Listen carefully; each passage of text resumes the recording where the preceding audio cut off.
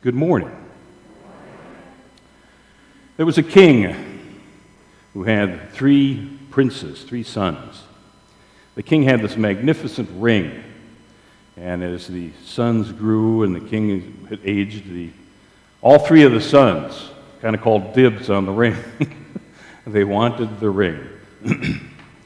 But Dad, the king, wouldn't talk very much about it. But the day came, as in everyone's life, where the king passed away.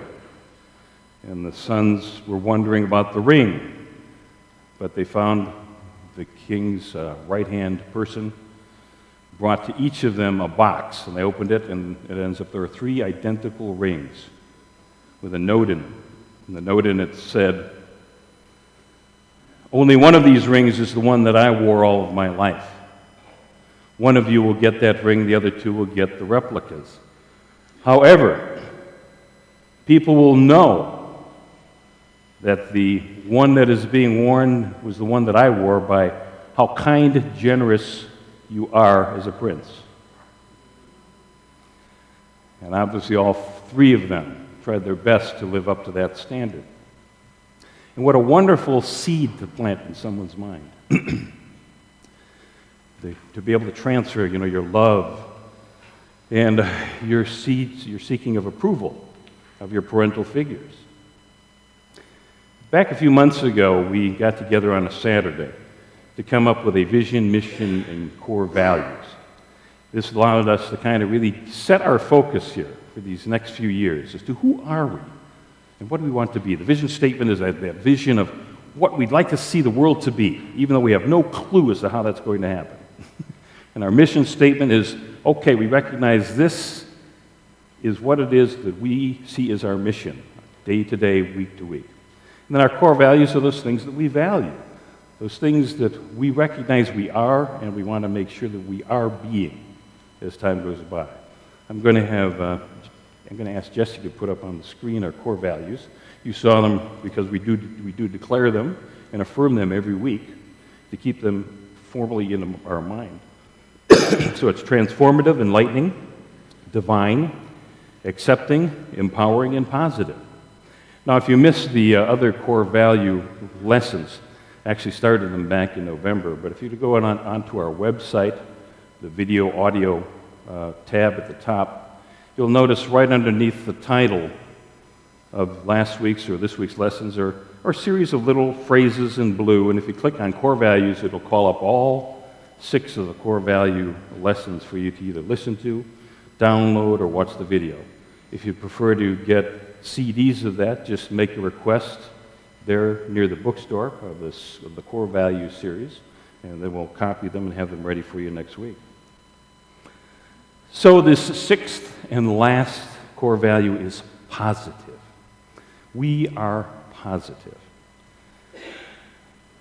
It is our intention to live a positive lifestyle, have a positive mind, positive thoughts, but can we truly be positive 100% of the time? One of the interesting things about Unity and several of the other New Thought organizations is sometimes we get the bad rap as being a cult of positive thinking. And there's that connotation that we're being Pollyanna. That everything may be turning to you-know-what, and yet we're saying, hey, everything's great. Everything's great. Frank Giudice, he's passed away, was a Unity minister and taught at Unity Seminary for many years.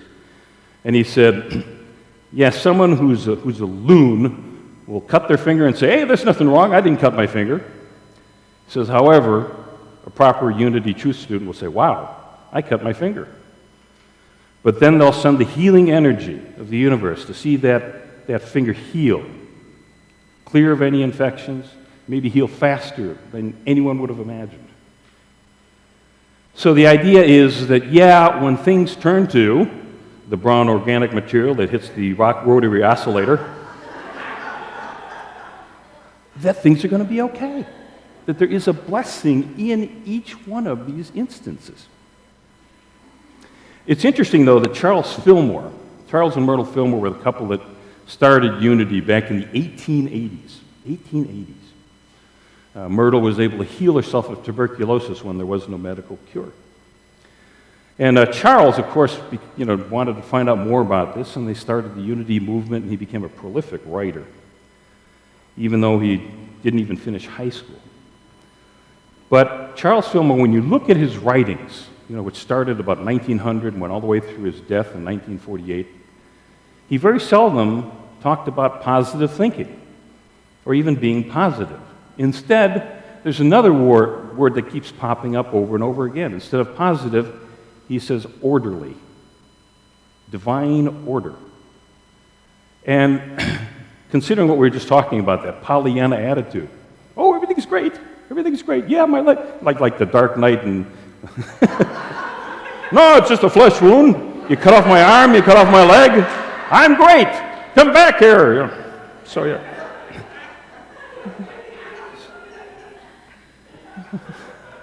God, what was the name of the movie? Life of Brian. If you've never seen Monty Python's Life of Brian, rent it and prepare to be offended. So, the key is that even someone who's severely mentally ill can be positive. Someone whose life is a mess can be positive. But we need to kind of place our life in divine order to have things unfold so that our highest good can truly unfold. Divine order is, of course, one of our 12 powers, represented by the 12 apostles. Order is simply you declaring that you want the proper sequence of events to happen so that your highest good can unfold and will unfold in the quickest amount of time. So, for example, someone whose life is a mess can pray for more money. If you're a drug addict, though, and you pray for more money, where's the money going to go? Up your nose or into your veins, right? So, and you look at someone like, for those of you who are familiar with the aviator, Howard Hughes. Here was a man who became incredibly rich, but he had this fear of germs and dirt, and he became loopier and loopier as time went by. So yeah, you can be positive, but is it a healthy state of mind that it's taking root in? Now, many of Charles Fillmore's books were actually compilations of Sunday lessons he did or lectures. He was a very popular lecturer in the 20s, 30s, and 40s until his death. And one of the latest books that they put together was Jesus Christ Heals, and as you can tell from the title, focusing on spiritual healing. In chapter 8 of Jesus Christ Heals, on page 117 and 118, he writes, "Order is heaven's first law. Order is heaven's first law. If we desire to demonstrate, we must order this life rightly, for it is not so ordered, mental and physical discord will ensue. We may be affirming life and prosperity and at the same time beholding some disorganized thought. Lack of orderly arrangement of thoughts is responsible for many delayed demonstrations of healing." I'm going to pause here and have Jesse put up a slide of what's coming next. He gives us an affirmation to use. "I am one with God's perfect wisdom. I affirm divine order in my mind, body, and affairs." And he writes, "A harmonious relationship will be established in all your ways. Whatever there was in mind, body, or affairs that is out of harmony will be easily adjusted when you open the way in your mind for the manifestation of divine order." What a great affirmation. Let's say that affirmation together. "I am one with God's perfect wisdom. I affirm divine order in my mind, body, and affairs." And this is one of my favorite prayers, actually. But let's go ahead and do it for us as a community, using we instead of I. "We are one with God's perfect wisdom. We affirm divine order in our minds, bodies, and affairs." The unity of Indianapolis. There was a man named Ali, lived back in 1902. He was 25 years old and met a lady that he liked. Worked at the same company that he worked at. And they lived in Wisconsin, not too far from Milwaukee.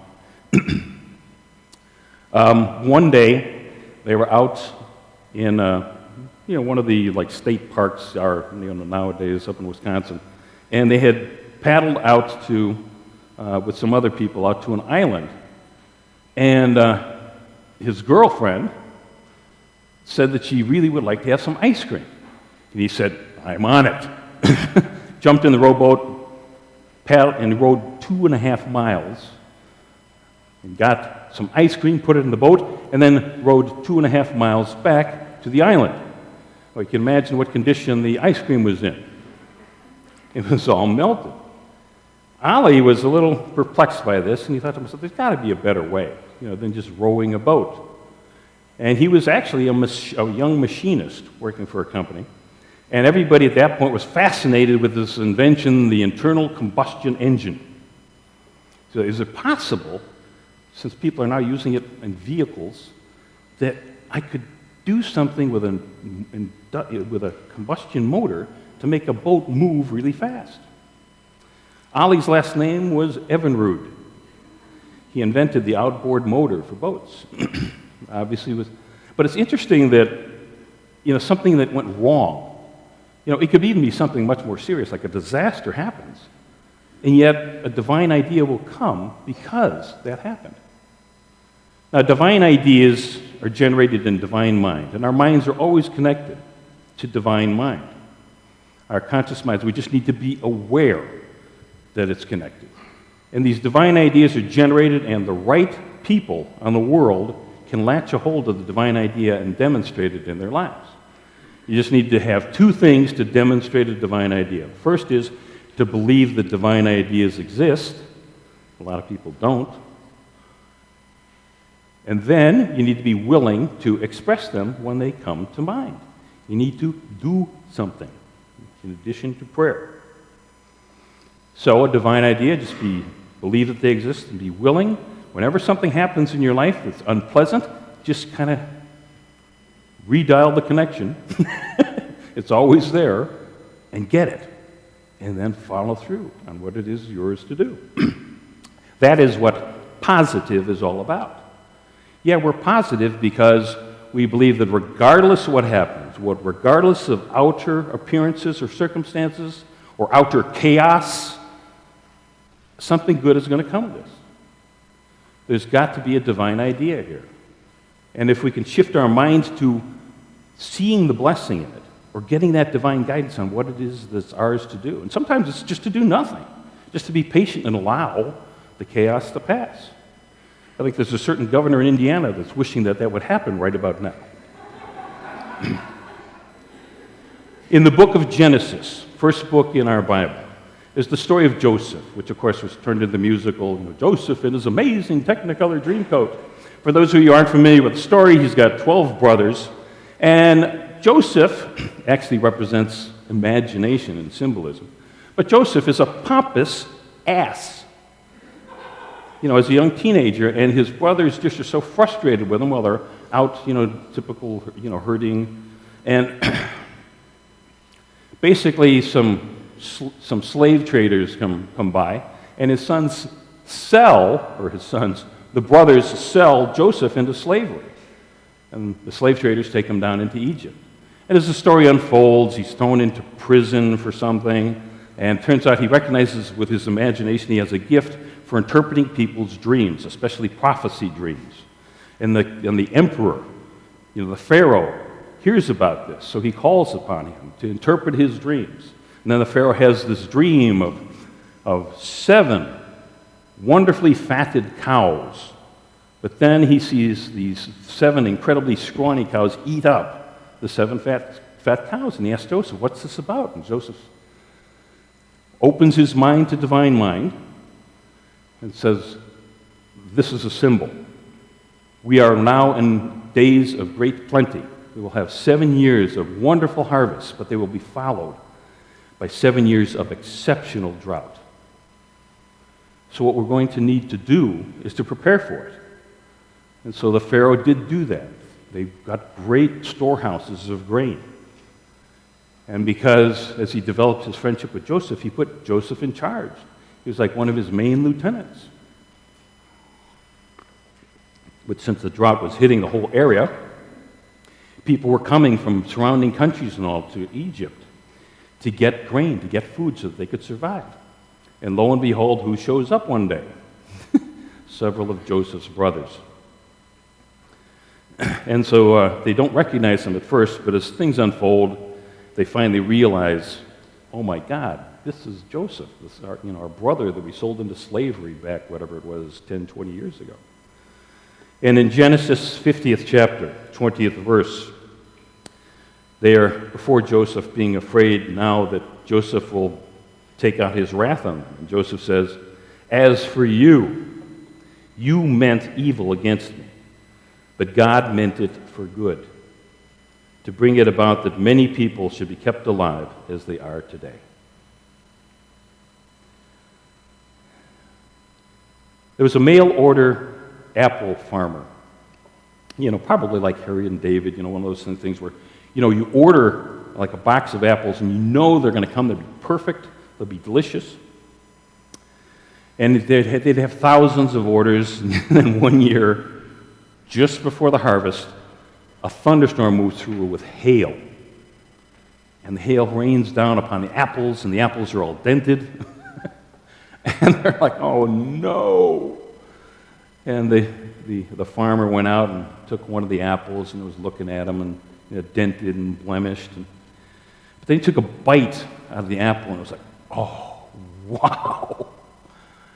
This is the best tasting apple I think I've ever had in my life. So he opened his mind to divine mind. What am I going to do? We've got these thousands of orders that are going to be going out in these coming weeks. And inspiration came to him. In each of the boxes of apples, they included this note. The minor skin blemishes on some of these apples are proof that they are grown at a high mountain altitude where sudden chills from hailstorms help firm the flesh, develop the fruit sugars, and give these apples an incomparable flavor. Guess how many people sent back the apples? 0. But they had a slight problem. Next year, people said they actually preferred the hail-damaged apples. Do they have any more of those?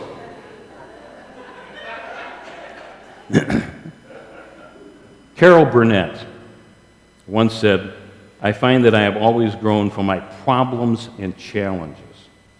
It's from the things that don't work out. Those are the things where I've really learned my best lessons. So each of us are open to divine guidance. Divine guidance is always there. We just need to be aware of it and set an awareness in our mind that guidance is there and that that we're always connected to it, always conscious of that little nudge, that intuitive nudge that we get. It's like, yeah, this is what I need to do. The difference between an optimist and a pessimist. Let's take a look at two boys who fail a math test. The pessimists say, well, I failed because I'm just no good with numbers. And I'll hear people say that sort of thing, and they affirm it over and over and over again. They wonder why they're no good at numbers. The optimist says, I failed the test because I didn't pay attention in class. I need to focus. A woman gets flowers from her husband. The pessimist says, well, he's feeling guilty about something. I wonder what he did wrong. No. The optimist says, wow, my husband really loves and cares for me, and expressed it by giving me flowers. A woman loses her job. Pessimists will say, oh my God, I've lost my job. I'm going to lose my house. I'm not going to be able to eat. The family's going to be thrown out on the street. The optimist says, oh, I lost my job. I guess there must be a better job out there for me. I better get looking for it. It's a matter of just shifting our perspective. Sometimes, especially, when, say, we're dealing with a person who has just been that way for so long, that it's so hard for us to see that person differently. Yet what we find is when we're willing to shift our attitude about that person and say, okay, maybe I want to find the blessing here. I want to see the good in this person. That suddenly, that person's behavior changed. And we start to recognize how much our effect on people, can affect their state of mind. something that was actually negative can be positive. Got kind of a humorous story of two guys named Sam and Ted. They lived in a country that was being overrun by wolves, so the country put out a bounty. You know, if you kill a wolf and bring in its pelt, they'll give you $5,000. Well, Sam and Ted were a bit inept. They were out there hunting for wolves but couldn't find any. And finally, they were very weary and they fell asleep, leaned up against a tree, and all of a sudden Sam wakes up and there are about 50 wolves growling, snarling their teeth, and drooling, looking at the two of them. And Sam nudges Ted, says, Ted, wake up. We're rich. Now that's really being positive when outer appearances. But each of us seems to have known somebody who it just seems like nothing goes right in their life. Or perhaps it's you that you think that nothing has gone right in your life. And you start to think and affirm that that's just the way you are. There was a young boy who was growing up in St. Paul, Minnesota. His nickname was Sparky. And as he was growing up, he had a dog who was real playful, and he'd spend a lot of time with the dog and let his imagination nation run wild as they had their adventures. And he liked to draw. And I don't know, many of you baby boomers and older remember those ads where they say, draw me. And there'd be like a silhouette or a portrait of somebody, and you'd draw it, and you'd send it in, and they might give you a scholarship to learn more about drawing. Well, Sparky did that. And he got a scholarship and actually did some study and learned how to perfect his craft. He was so bright, though, that they skipped him a grade, which seemed like a blessing at the time, but then suddenly, as a young middle school student, he was thrown in with kids that were at least a year older than him. And he became very timid. And in high school, it just seemed like he was the butt of all of the jokes and felt very isolated. He gave some of his drawings to the yearbook committee for the yearbook, and they said, oh, come on, Sparky. Be serious. You can't draw.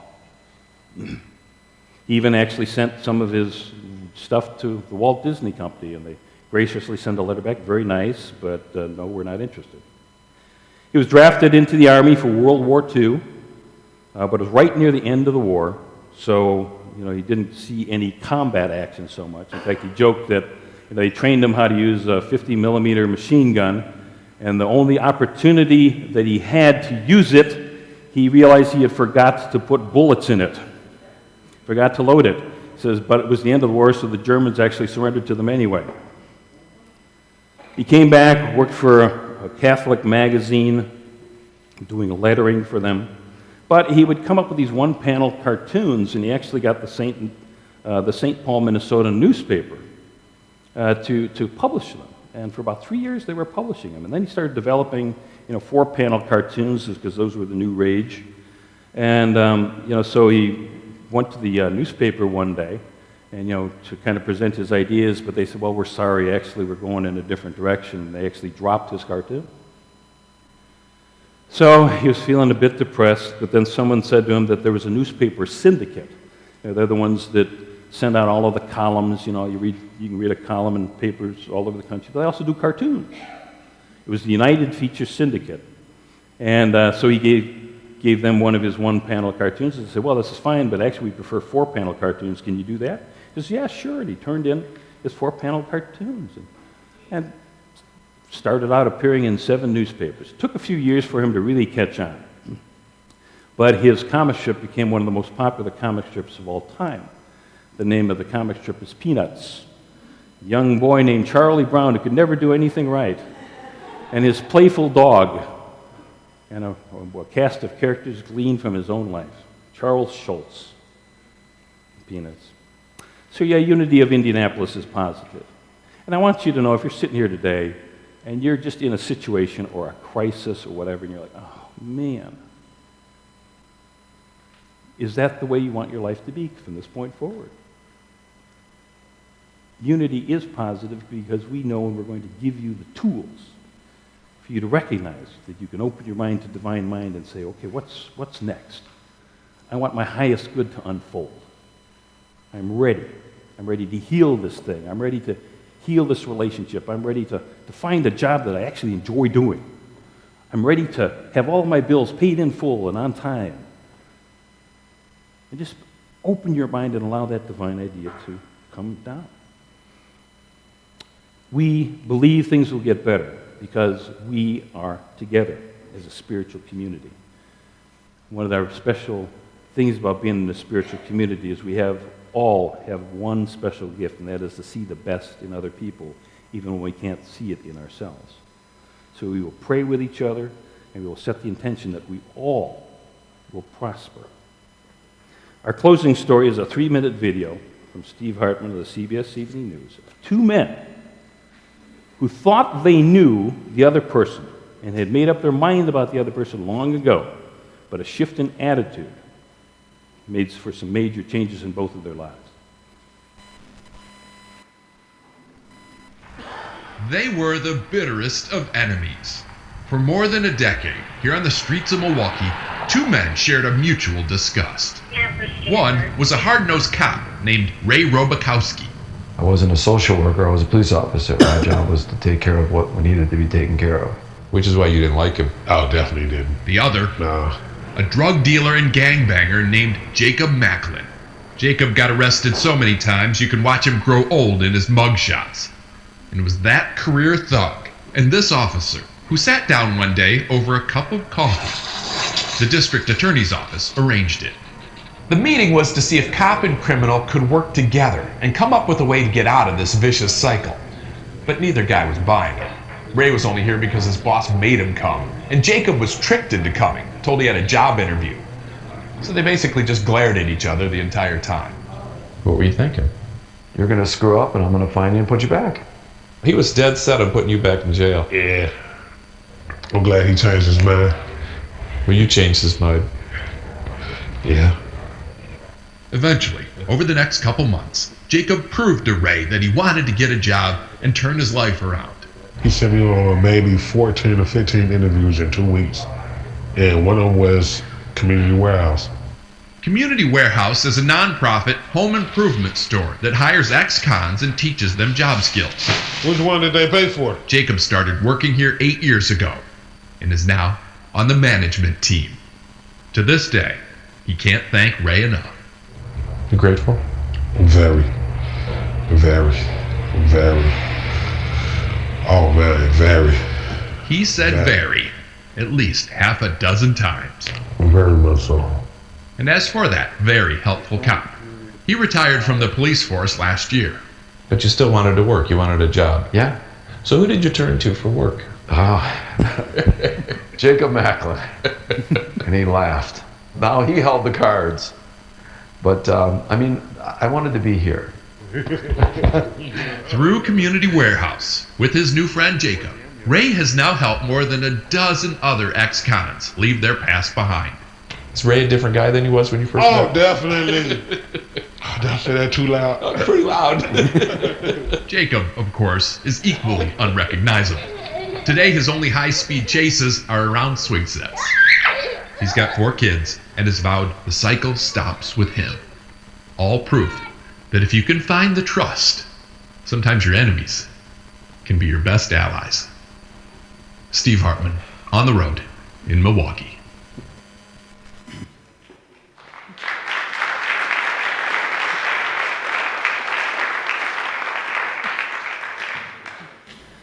Nice to see a story about a white cop and a black perpetrator.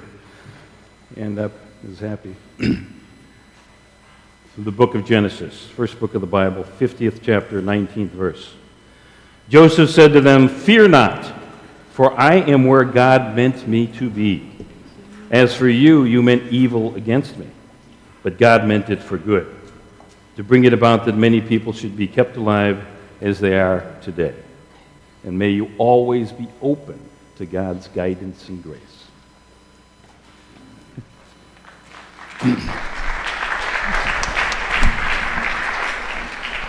As the beat angels set up, it is now time for our tithes and offerings.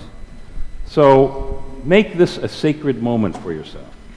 Shifting your attitude about money, about financial flow in your life, just feel like you finally are opening up the spigot so that you can have a flow come into your life so all needs are met, obligations are fulfilled, and desires are demonstrated. If you donate using our electronic system on our website, the Donate tab at unityofindy.com, just hold the amount that you give in your mind. If you're going to give cash or checks, just hold that in your hand now. Open your heart and pour love into it. Whatever we give lovingly and unconditionally comes back to us multiplied at least 100 times.